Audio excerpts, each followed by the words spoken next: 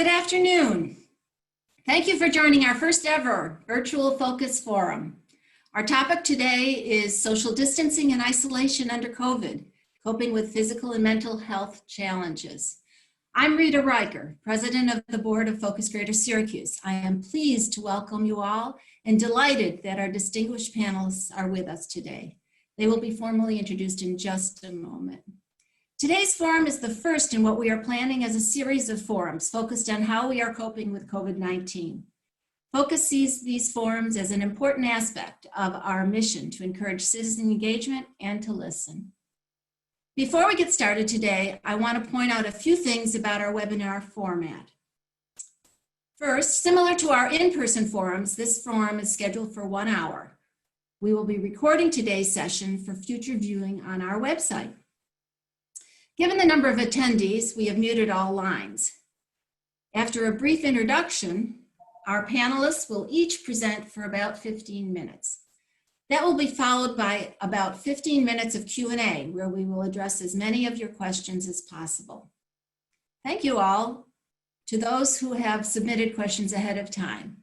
If you have a question, we encourage you to use the Q&A button at the bottom of your screen. Board member Amy Rood will be monitoring the Q&A. Also feel free to use the Q&A to suggest ideas for future forums. For those of you on the phone, we hope to have time at the end to unmute your line so that you can ask a question as well. If you are having trouble with using Zoom online, please try dialing in using the alternate phone number included in your invitation. We have also placed that information in the chat box. And we will be sending out a very brief survey after this forum to better understand your experience with this new format. Now, I am very pleased to turn this over to board member Nancy Smith, who will introduce our panelists. Nancy? Yeah, thank you, Rita. So living in the world of COVID has been quite a journey for all of us. From the sudden shutdown in March to quickly learning how to live, learn, and if you're lucky, work at home, to facing the reality of social distancing for many, many months to come, to balancing safety and the need to work and connect with people as the county reopens, and to coping, frankly, with different people's risk tolerance and respect for social distancing. It's been a lot.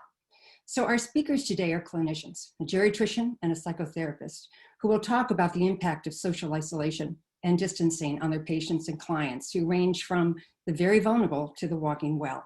They'll also speak about the challenges they faced doing telehealth and telemental health. Their bios are in the forum invitation and also in the chat feature.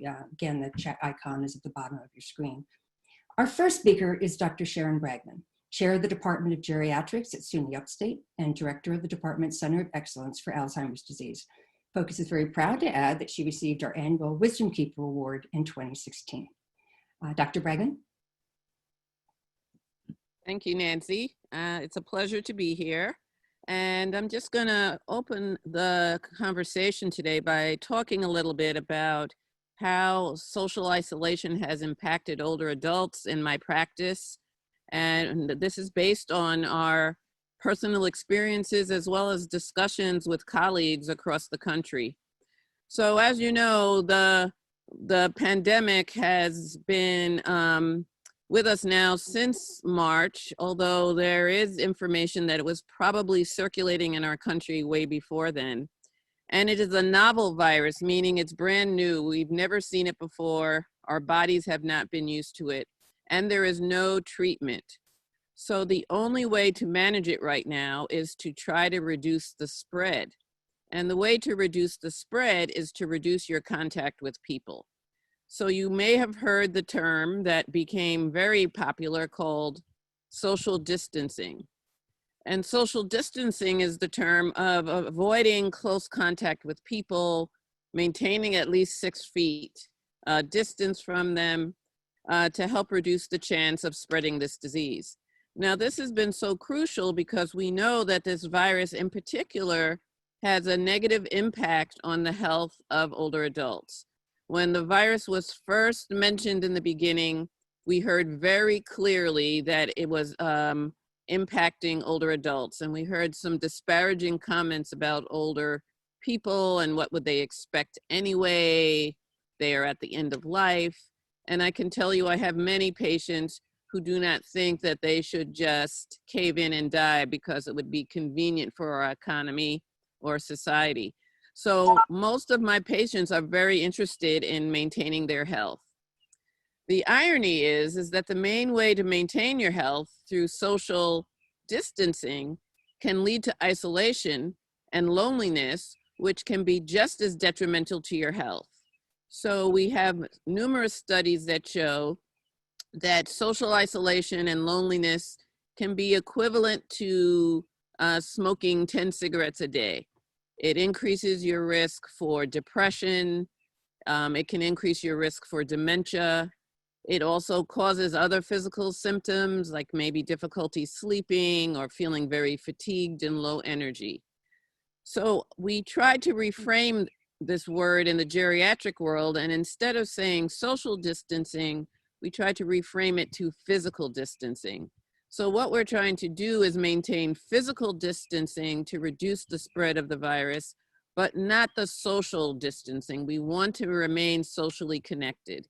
And so that's really our challenge, both as individuals and as a community, is to figure out ways to maintain that social connection that is very, very important, really across the age span, but particularly when you're older, so that people are not socially isolated, but they do maintain physical distancing to stay safe.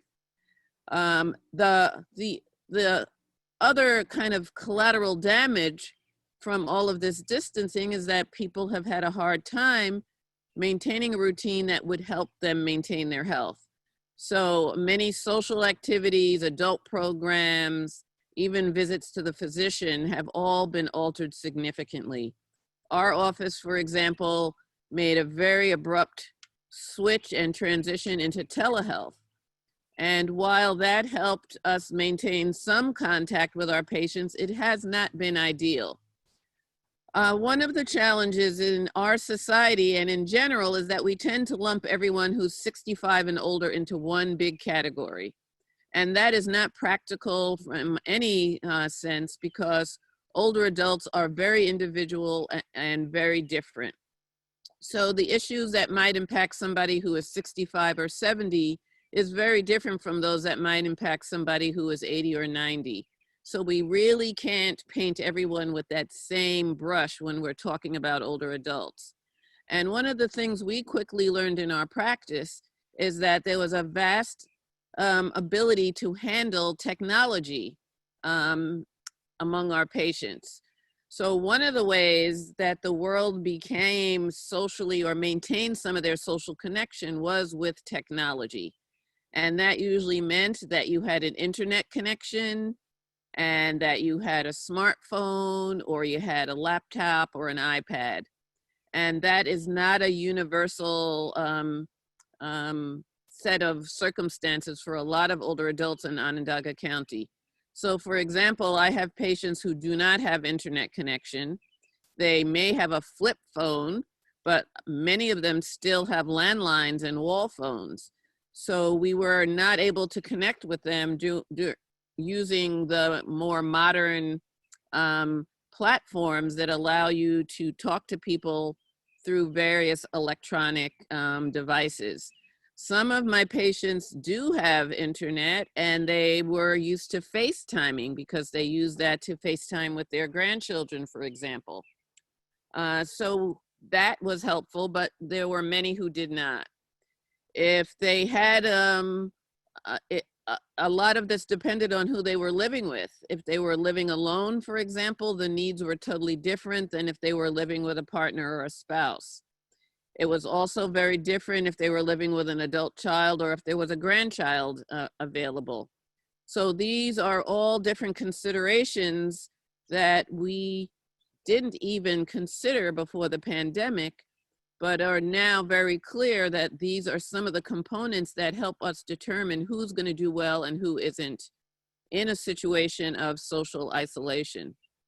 Now, I'm starting to think that an internet connection is just as important as having a hookup to water and electricity, because the world has shifted to the point where just about everything now is related to internet.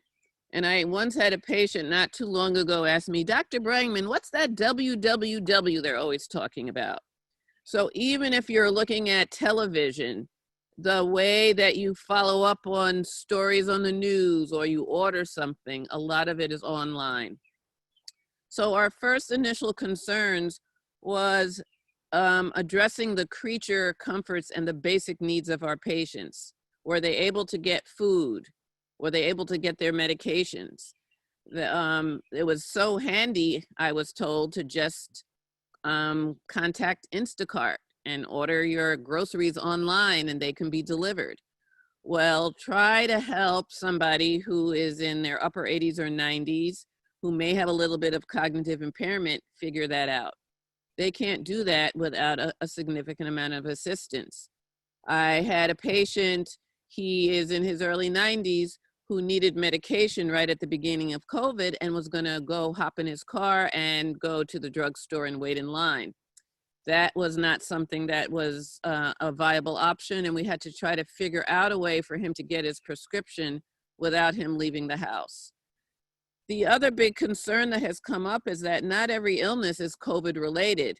And with that concern about going out of your house and seeking care, I had patients with acute illnesses that were being ignored or they were hesitant to seek help for because they were terrified about coming to the emergency room or going to a hospital at all. And at this point, most outpatient offices were closed.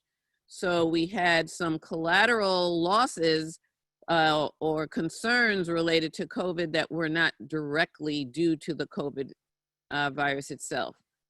So moving on, I think we have an opportunity now to start to look at ways of improving our outreach and our support of older adults who are living out in the community. COVID is probably going to be with us for a while until we have a treatment or a viable vaccine. And I'm sure you've heard about all the efforts that are being made to develop a vaccine, and it is still not clear how safe and how effective it will be. And it's also important to remember that as we get older, our immune systems naturally decline, which is one of the reasons why we become so vulnerable to a virus like COVID. But that decline in the immune system means that you also may not have a very robust response to a vaccine. So even when we look at the flu, we recommend that older adults get the flu shot, but we also know that many older adults do not get complete protection from a flu shot. And they actually get protection from the flu when everyone around them who's presumably younger gets a flu shot. And so we have yet to understand exactly what a coronavirus vaccine will look like and how efficient it will be in older adults. And just as an aside, most of the pharmaceutical companies who are investigating this vaccine are doing it all in younger adults. There are no or very few older adults in these vaccine trials, which doesn't make much sense. So short of a vaccine or a treatment, this virus is going to be with us for a while unless we can get the skills like New Zealand had that essentially eradicated it. So we are going to have to work to figure out ways to live with this virus. We cannot all maintain isolation forever and ever. So what are the best ways to support members of our community who may not have that ability to be tied in electronically, who may not have access to the internet? How do we keep them as functional and contributing members of our community? And that's something that I hope we continue to discuss throughout today. And I will stop now and we will hopefully have some robust discussion along these lines. Thank you, Dr. Brangman. Speaking next is Tracey Marchese, Professor of Practice at Syracuse University School of Social Work and a practicing psychotherapist and clinical social worker. Again, please enter any questions and comments in the Q&A section. Ms. Marchese? Hi, thank you, Nancy. So I want to sort of pick up where Dr. Brangman left off, but also discuss a little bit about my experiences as well. So just as Dr. Brangman had spoken about her own experiences and also speaking with other practitioners, I've been doing the same because we all, clinicians, doctors, we've all been dealing with this just as much as you all have. And so really trying to figure out how can we best help the largest amount of people. And so, you know, the things that I've been experiencing and my colleagues that I've spoken with have been experiencing in the work that we do is that, you know, this has really affected people differently. And that's sounds so basic, but it's really complex. So certainly people who never had issues psychologically before or any kind of mental health issues now have mental health issues. There's a lot of anxiety around the virus itself and around the precautions that we're all expected to take. There have been people experiencing symptoms of depression because of, as Dr. Brangman spoke, about the isolation and the loneliness and kind of feeling sort of forced into being into isolation. There's an interesting phenomenon that many therapists have been talking about, and it pertains to people that we've been working with. So these aren't necessarily new clients coming in, but that someone was doing really well when we were doing face-to-face work in the office. And now that COVID came about, the anxiety just from the virus and all that's connected to it has caused some people to really struggle. And it's kind of thrown a wrench in the work that you would have been doing normally in your therapy. For others, as I said, it's a new thing for them. And so the manifestations are different for all people. Some of the things that I think are important to talk about, my specialty is trauma and PTSD. And so for some clients that I work with, they are, the home is their safe haven. It's the place that they feel most comfortable, and they'd rather not be out in the world a lot. And here's an interesting thing that's happened. For some of those folks where home has always been the safe haven, all of a sudden, when you're forced to stay home because, you know, government says we have to in order to stop the spread, logically we know that, but emotionally, all of a sudden that safe place that was home doesn't feel safe anymore. And it's because now I'm being told I have to do it versus it being my choice. And I think that regardless of what you are experiencing along these lines, so whether you have new anxiety that you didn't have before, whether you're feeling isolated and lonely, whether you are saying to yourself, well, what's wrong with me? I used to feel fine when I was home alone, and now it's really upsetting me. I think the most important takeaway in this is that you are having normal responses to a really abnormal situation. And I can't stress that enough. This is not normal, what we're doing right now, and how we're experiencing life so differently. And so it's not to say that there can't be things that can be done, because there can. But I also want to let you know that whatever you're experiencing, to understand it's a normal response to a really abnormal situation. And so, you know, I want to spend a few minutes really talking about some of the things that I have seen and that my colleagues have seen are the most common manifestations of this, and really start to talk about solutions. You know, we could talk about the problems, and we know that there are many. I also think it's important to talk about the solutions as well. And so we know that some people who never had anxiety have anxiety now. We know that some people who are feeling really isolated are experiencing symptoms of depression. And maybe I should stop and just take a pause on that. So what is anxiety, right? Anxiety is unique to the person who experiences it. And so understanding that anxiety manifests itself in multiple ways. So it manifests itself in the body. So do we feel a level of activation? Is our stomach in knots? Is our heart rate up? Are we finding ourselves catching our breath? It's harder to breathe sometimes. Do we have a lot of racing thoughts? Are we thinking about things over and over again? Like perseverating on those thoughts? Do we have obsessive worry? Are we worrying so much, and is so much of our day spent worrying? Are we feeling a loss, the more depressive symptoms? Are we feeling more of a loss of interest in the things that we used to find interesting? Are we feeling lonely, but not a normal level of lonely, like really feeling alone versus some loneliness? Are we feeling tired? Is our sleep disrupted? Sleep disruption can be a sign of both anxiety and depression. So that can go either way.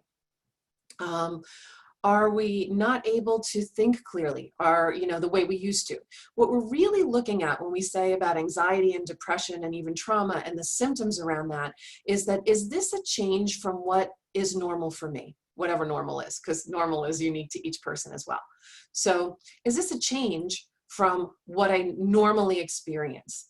And those are some of the ways that you can identify.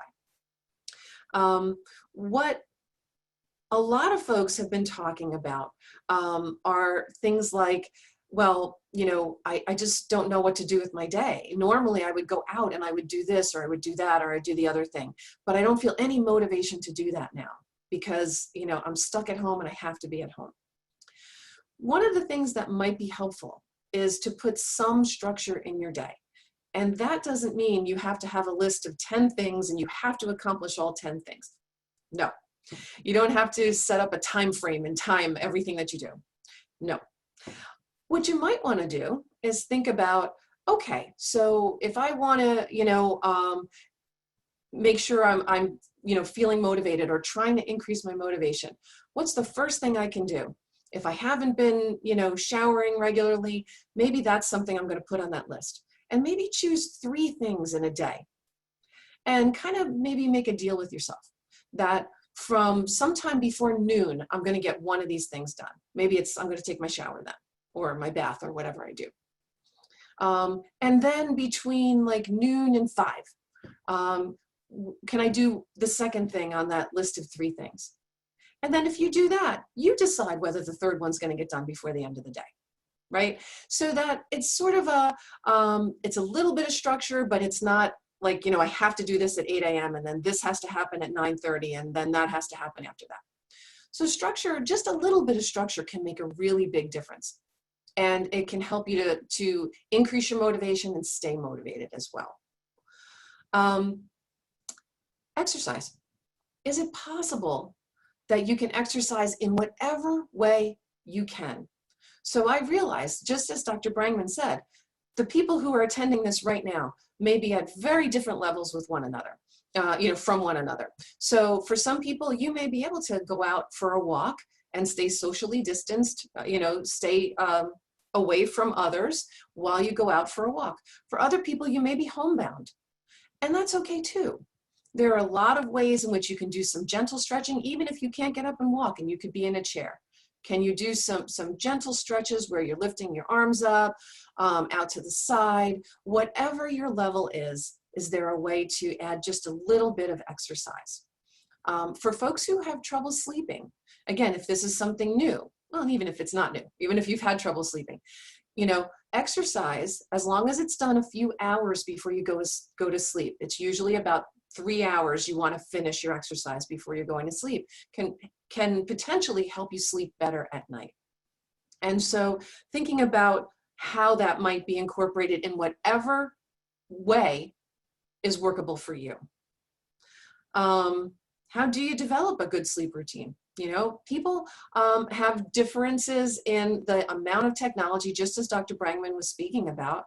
And depending upon what that is, if you have screens and you spend a lot of time on screens like computers and reading your phone, there's a lot of research that supports not having those screens at your bedside if possible, taking time for a period of time before you go to bed without screens so that it lets your body and your mind close down a little bit.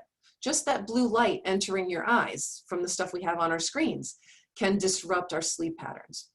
And so thinking about how to look at your sleep.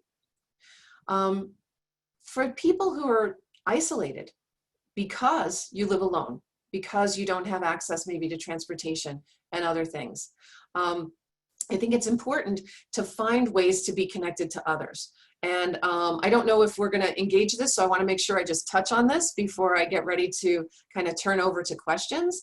The first thing is, if you've noticed a big difference and some of the symptoms I've been speaking about, knowing that when it's right to ask for help, and don't hesitate. If you think you might need it, it's okay to reach out for help. And so, one of the great things about a bad situation is that Governor Cuomo, when COVID started, allowed people to access telemedicine with like little to no restrictions, as long as the clinician is a licensed clinician. And when the call was put out, 15,000 social workers in just the state of New York turned out to offer services. And that's not to mention all the other mental health disciplines.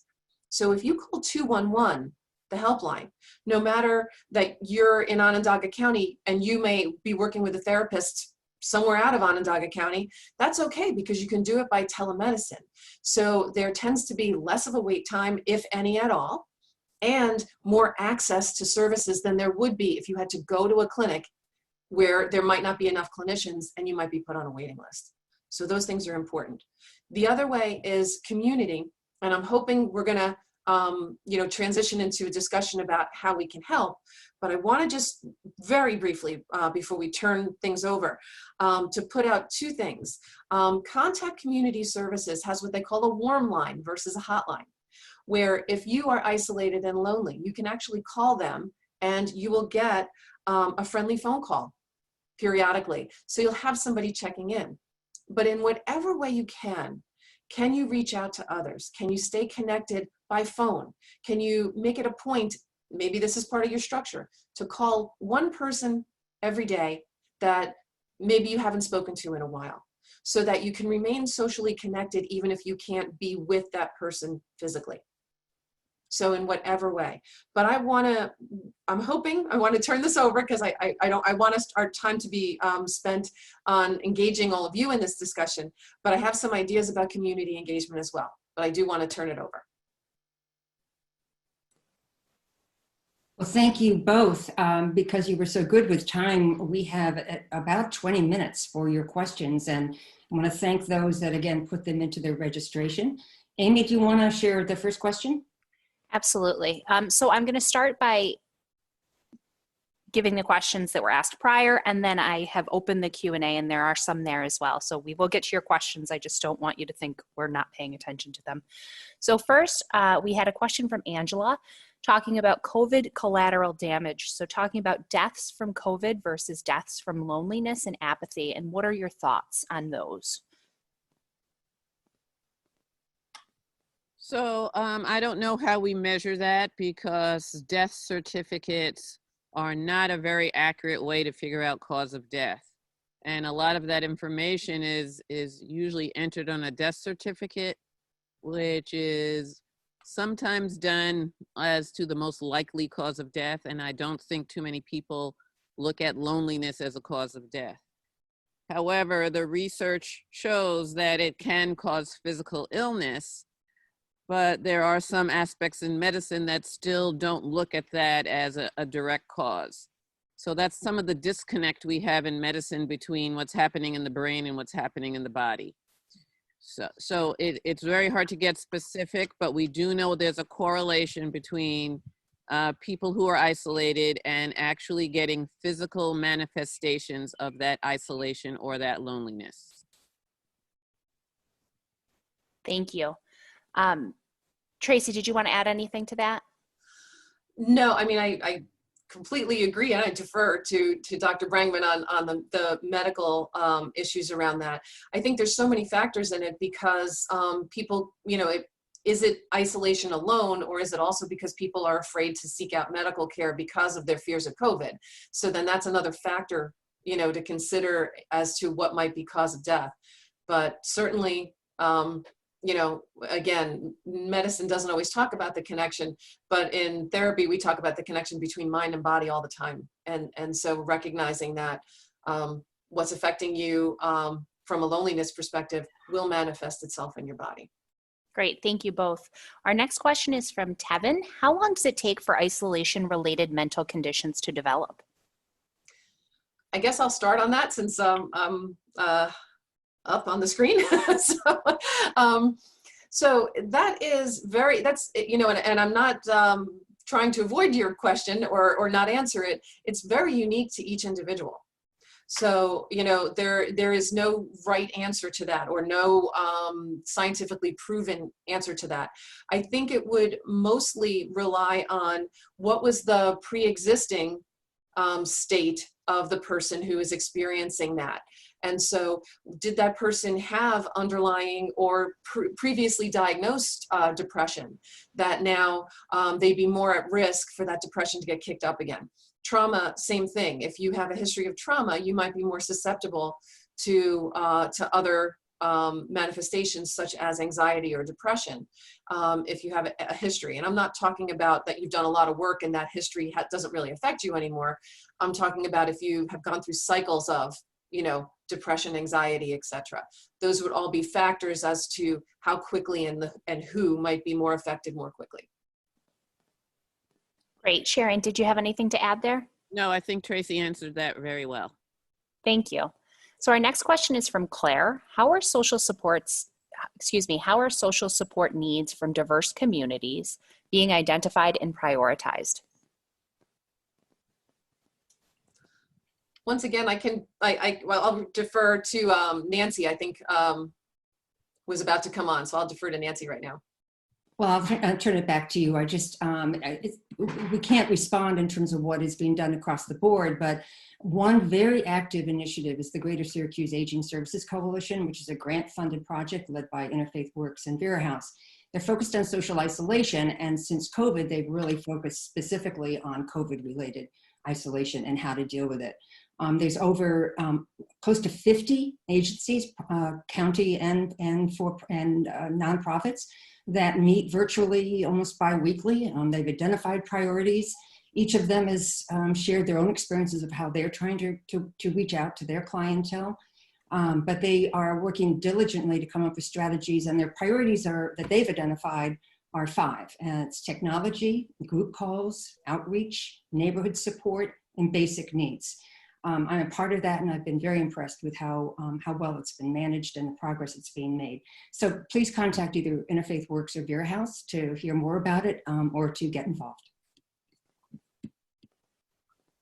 Wonderful. I'm aware that 211 also has a list of what they call safe volunteer opportunities. So in other words, things that you wouldn't be at risk for contracting COVID. And so that's another option for thinking about how we might be able to reach out to diverse communities.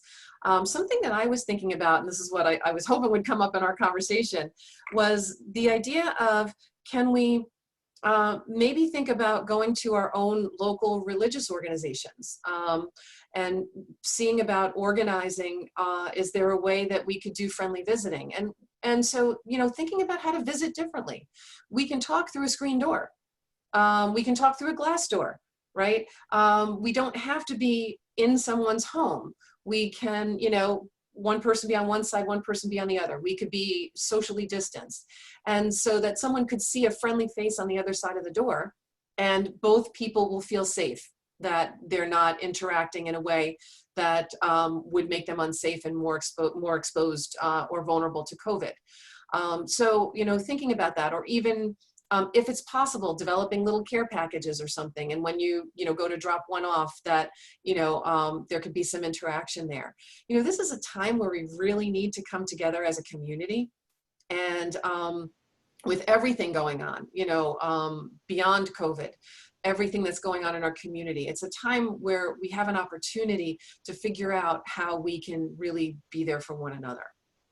So along those lines, I read an article about an organization that started to call people who had old-fashioned landlines and they would call them every day at a certain time and speak for an hour. And they also had a way of joining the calls so that they could bring in other people. And the participants began to look forward to that hour every day. So is there a way that we can get someone in the community to start calling? I think some of the religious organizations are a very good start. They know who our members are and could just say every day at 10 o'clock, we're going to talk for an hour. And that is a way of reaching out for people who may not have all the technology or the tools. I've heard of other activities such as Zoom meetings for Bible study or for book clubs or other things like that, or even people who would all watch the same movie at the same time on Zoom and then discuss it. But that means you have to have the technology and the support to do it. So we have to be able to offer services that meet a broad range of needs and capabilities. Great, thank you both. So we have a couple of questions about older adults. Maribel and Maria ask about ideas for older adults to engage in group activities while keeping them safe. What can the elderly do to lessen the impact of isolation when living alone? And then I'm going to group that with a couple of the Q&A questions because they're all very similar. What can we do to help an older person, elders of 80 years or older, what can be done? And then any free apps to get people back into healthy routines?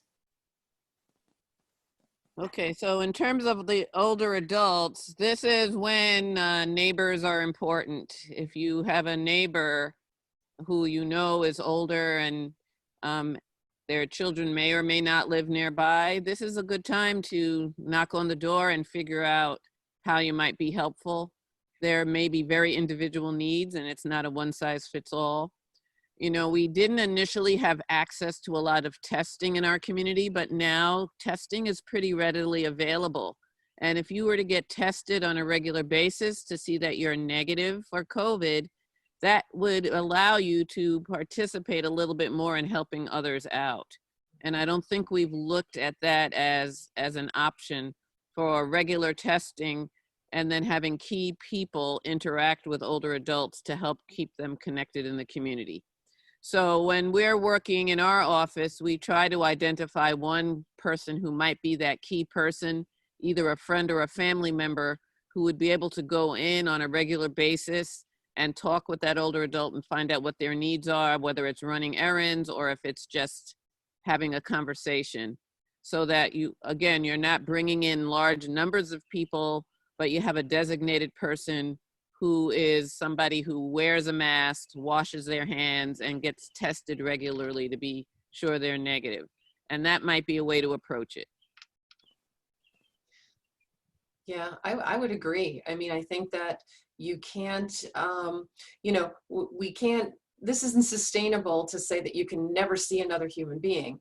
But I think some of the things that we spoke about previously, you know, with regard to the warm line versus the hotline at Contact Community Services, where you can get, you know, phone calls. I agree with Dr. Brangman, absolutely. I mean, how can we engage? I was thinking about the folks who don't have the access to internet and such.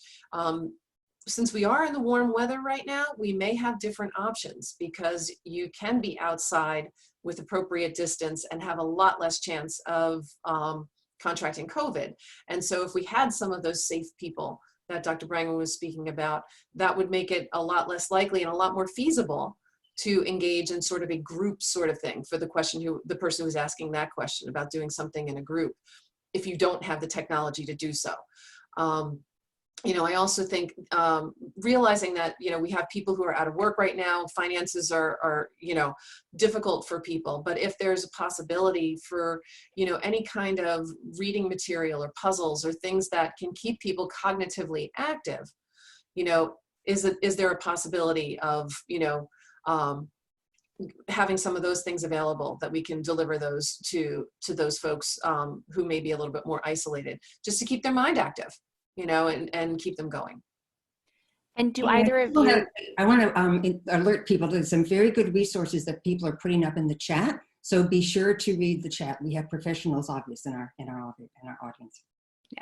And I was just going to add that adds a specific focus on people who have any kind of cognitive impairment or dementia. And the Alzheimer's Association can be very helpful in that regard. But generally, when we're working with patients with dementia, we have to figure out a way to maintain that social connection because they don't understand and often cannot function without someone helping to provide guidance. So that's when we really work with families to try to identify a friend or a neighbor or someone in the family who can connect with that patient on a regular basis. and do either of you know of any free or low cost apps that would help people get into a healthy routine with reminders and encouragement? I'm not an app expert. I did see an article in the New York Times that was talking about finding an app to help you meditate to help reduce stress. Again, that means you have a smartphone and then you can figure out how apps work and that sort of thing. Yeah. So Yeah. it's very tricky and I probably am not the best one for that. So yes, if you do have access to technology, there are a number of apps out there, and a number of them are free. So there is Headspace is a very popular one. These are meditation apps more so, relaxation, meditation. The Calm app. So some of them have both paid and free services, and you can still access a good number of free services without having to pay for them. So again, those with access to technology, I believe parts of iChill are free as well. Headspace is free. Parts of Calm are free. And once you start exploring that, if you look up on the App Store, again, you have to have the technology for this. If you look on the App Store under meditation, you're going to see tons of apps that are good for engaging in meditation. If you don't have a smartphone, but you have a computer, YouTube is fantastic if you have internet connection, right? So you might not have the smartphone and the smartphone technology, but you might have a computer with internet. And so YouTube, if you look up the words guided meditation, because for me, I don't do so well meditating just by myself. So I usually need someone else's voice guiding me, and I own that as a therapist. So, and when I have someone else's voice guiding, I can do meditation. If you look up guided meditation on YouTube, you'll find a ton of things, and it's all free. So that's another way. And you don't necessarily have to watch whatever is there. You could close your eyes or face in another direction and just listen to the person guiding you through the meditation. There's also great exercise videos that you can do along with on YouTube as well for all levels. So chair yoga, and anything from chair yoga to Zumba to all sorts of exercise. Great, thank you. Now you've mentioned 211 a couple times. Someone has a question. Is that available in other counties in New York State? Or is it just for Onondaga County? No, it's statewide. Great, thank you. So our next question is from Ellen, and she says, how would you address social isolation in nursing homes due to limited family visitation, reduced or eliminated group activities, and dining? Would you have made different recommendations for restrictions in this setting, knowing how social isolation has impacted the health of nursing home residents? So nursing homes are a whole different and very complex situation. And there's very little control that visitors have, family members have right now because there is no visiting. And I know that nursing homes are working very hard to keep their residents engaged and involved. However, they have reduced a lot of group activities to help reduce the spread. And as you've heard, in most states, about 40% in some cases of the COVID deaths were due to frail older adults in nursing homes. So would we have done things differently going back in hindsight? I think there were a lot of issues with the rollout of COVID that had a negative impact on nursing homes. So initially, the focus was giving the PPE, the protective equipment, to hospitals, and nursing homes were not really in that initial wave. We also didn't have the testing available, and any testing that was available went to hospitals with limited testing in nursing homes. We also were very focused on identifying the heroes that were in the hospital working hard, and we didn't really give that same attention to the heroes that are working in nursing homes. And so a lot of the extra support that was given wasn't really given to the nursing homes, it was given to hospitals. There's a whole issue that we have as a society and as a culture about nursing homes and nursing home care and how we take care of older adults. I think this pandemic has highlighted a lot of those concerns. And I hate to see nursing homes getting all the blame when I don't think in the initial stages they got some of the support they needed. So for example, we knew when this pandemic first started, it began in a nursing home in Washington State, but that did not put the country on alert in terms of protecting nursing homes at that point. There was no real focus on that. I also get concerned among my colleagues who are experts in nursing home care, long-term care. Very few were even asked to participate in task forces where decisions were being made about nursing homes. So in many instances, decisions were being made without the appropriate expertise. So now moving forward, there's still a concern about the spread of COVID inside nursing homes and how to keep frail older people safe while also balancing their isolation from family, and how do we set up a program moving forward that would allow for visitation that also keeps the residents of nursing homes safe. And this needs open discussion, access to a lot of testing, and higher levels of support than I've seen happen. And that's the short answer. Thank you very much. So we do have another question from Chucky, who asks, what are some projects you would like to see initiated or expanded in Syracuse and Onondaga County to deal with these issues?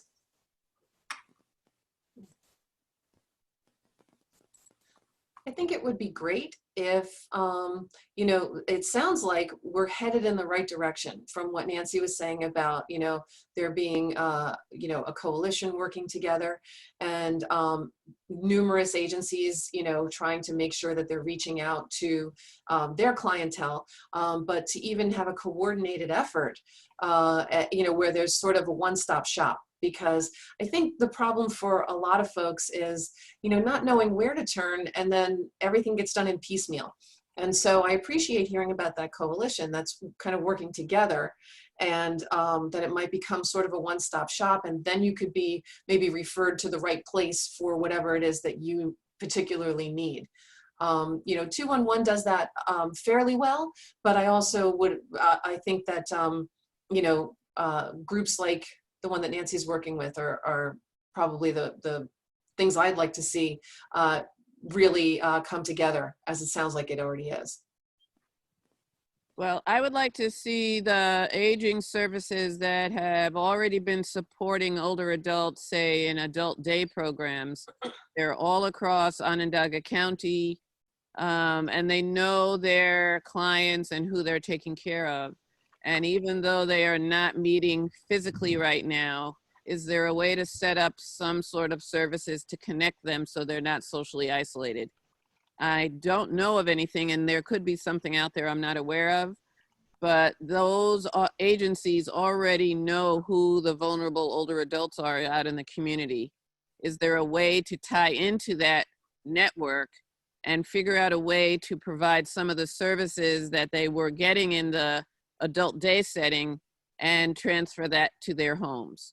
Or is there a way to just maintain some line of communication with the support staff who they already know? And again, there may be something going on that I'm not aware of, but I think you don't have to reinvent the wheel when we already know what services were in place that came to a screeching halt due to COVID? Thank you both. Those were all of the pre-submitted questions that we had and anything that we've received via chat. So I think we're going to open it up to the phones to see if anyone on the line has a question that wasn't answered or that has come to their mind. Yes, Amy, this is Rita. I have 4 dial-in folks, and I've just released them if there are any questions from these dial-ins.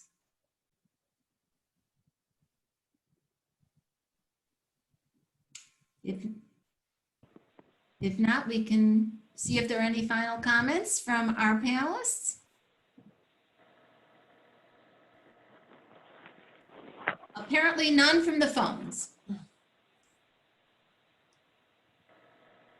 Rita, if we do have a minute, I would like to ask a question, which is how are you dealing with confidentiality through telehealth, not knowing who's in the background? Yeah, I can speak to that from a therapy perspective. We don't, but it's a question that we are making very sure to go over with each person that we work with, because, you know, part of what can interfere with doing telehealth or teletherapy, particularly because, you know, you might be speaking of something of a personal nature. We need to be mindful. You know, this is also another reason why sometimes the therapy you might have been doing in the office with your therapist might not be the same as what you're doing in telehealth, because, you know, if you are a parent per se, and your kids are home and you can't really dive into something that's going to get you really emotional because your kids might see that, you know, and you're leaving the room. What if the people that you live with is someone that is not safe, you know, and, you know, whether it's emotionally or even physically unsafe. And so, you know, you don't want that person necessarily being able to hear what you're saying to a therapist on a call. So then it's more difficult to discuss those things. And so part of those things have to be navigated right in the beginning of the work that you're doing with someone, from the clinician's perspective, and asking the questions. Do you have a place that you can go where no one can hear you, so that what you say can be confidential? What is your home environment? Is it safe enough to talk about this, or to, you know, talk about things that could be really emotionally challenging or emotionally activating? If you have to tend to young children afterwards, or if there's, you know, someone in the household who's unsafe. And so those are all considerations that are really important. It's a really great question, Nancy. These are questions that are really important and will not only guide the work that you're going to do, but it'll guide how you're going to do that work as well. So in our physical office, we often give the caregivers the opportunity to speak confidentially separate from the patient. And that has been a little tricky to navigate when the patient and the caregiver are sitting next to each other. So what we have tried to do is connect with the caregiver beforehand while the appointment is getting established, and then set up a separate phone call. So that's a little bit extra work and a little bit more time consuming, but it does give that caregiver a chance to talk to us if they have something to say that they don't feel quite as comfortable talking about in front of the patient. And it's a very tricky thing when we're working with older adults that have dementia, because often they feel that everything is fine and they don't give us the real history or the sense of the problems that are going on. And we have to get that from the caregiver.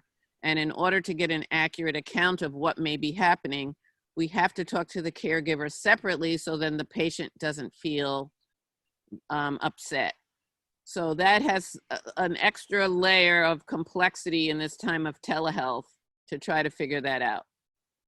You know, I'm going to thank our panelists and turn it back to Rita, because we're just about out of time, and thank our audience for excellent questions. Yes, thank you, everyone. Wow, this has been a wonderful session. I thank Tracey and Sharon for all of the insights that you've brought to us today, and to a wonderful audience with great questions. We are planning and hoping to have, this is a series of forums on how we're coping with COVID. Our hope is to offer sometime in July a forum related to education and the challenges that the education industry is facing, particularly locally. So stay tuned for announcements on that. And in the meantime, have a wonderful day, a wonderful weekend, and thank you so much. Bye-bye. Thank you. Bye. Bye-bye.